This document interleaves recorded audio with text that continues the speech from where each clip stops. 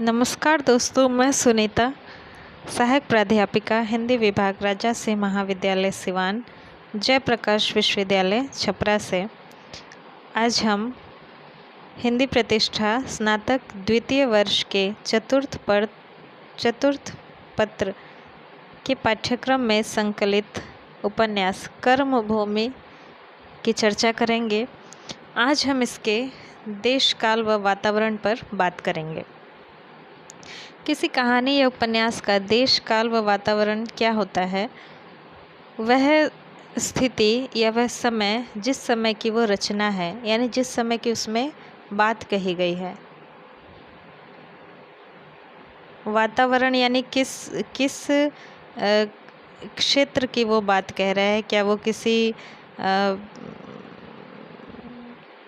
College या विद्यालय के वातावरण में रचित रचना है, वहाँ की बात कर रहा है, या किसी सैनिकों के जीवन की बात कर रहा है, या फिर किसी विशेष, मतलब किस विशेष वातावरण की उसमें रचना हुई है, इसको वातावरण कहते हैं।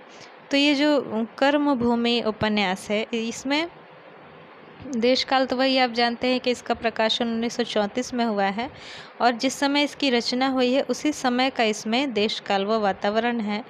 और उत्तर प्रदेश, उत्तरी भारत कहें या उत्तर प्रदेश के ग्रामीण व शहरी क्षेत्रों का इसमें वातावरण है, या परिस्थितियाँ जैसी भी हैं उस समय की, वहाँ की वो दिखाई गई हैं। इसमें हम देख सकते हैं कि जो भी उस समय की प्रथाएं चल रही थी, जो भी स्वतंत्रता आंदोलन में जो जैसे असहयोग आंदोलन चल रहा था, गांधी जी का जेल भरो, उनका नारा था कि जेल भरो। इसके अतिरिक्त डॉक्टर अंबेडकर जी ने जो चलाया था कि मंदिर में प्रवेश, या सार्वजनिक पीने के जो पानी पीने के जो सार्वजनिक स्थल हैं, वहाँ पर दलितों को पानी लेने की अनुमति देने के लिए जो आंदोलन अपना चला रहे थे, तो इसकी छाप भी हमें इस उपन्यास में दिखाई देती है। मंदिर प्रवेश जो प्रोफेसर शांति कुमार के नेतृत्व में आंदोलन चलता है उसमें।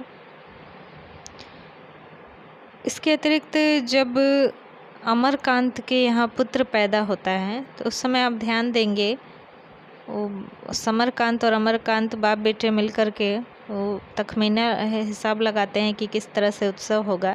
तो वहाँ एक बात की चर्चा होती है कि वेश्याओं के नृत्य की।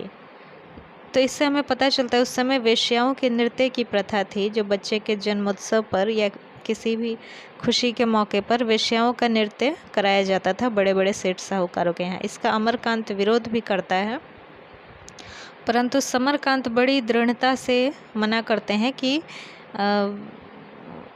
अमरकांत कहते हैं कि अंग्रेज़ों के यहाँ तो नहीं आती हैं ये विषय, और जब हर बात में अंग्रेज़ों की नकल करते हैं आप लोग, और फिर इस बात में क्यों नहीं करते हैं जो अच्छी बात है। तो समरकांत बड़ी कड़ाई से उसको डांटते हैं और बोलते हैं कि उन लोगों की बहू बेटियाँ नाचती हैं, विषय नहीं आती, बहू बेटियाँ नाचती हैं, जिस तरह के हमारे यहाँ चमारों में होता है।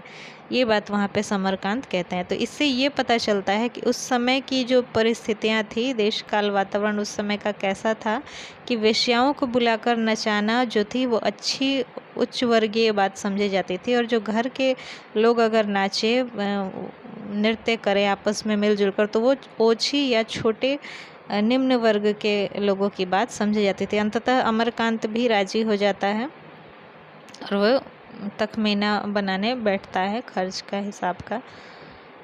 फिर उस समय जो चोरी के सामान बेचना और ख़रीदना, ये सेठों का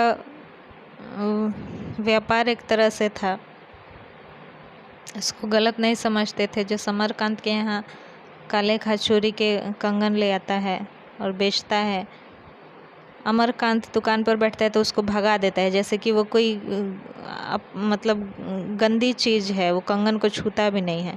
परंतु समरकांत उसे डांटते हैं कि ये तुम्हारी बुद्धि कैसी है, उसको इतने सस्ते कंगन तुमने जाने दिए। तो उस समय का ये ऐसा रहा होगा, वहाँ के उस समय की परिस्थिति जो थी 37 के आसपास उत्तर प्रदेश या उत्तरी भारत की।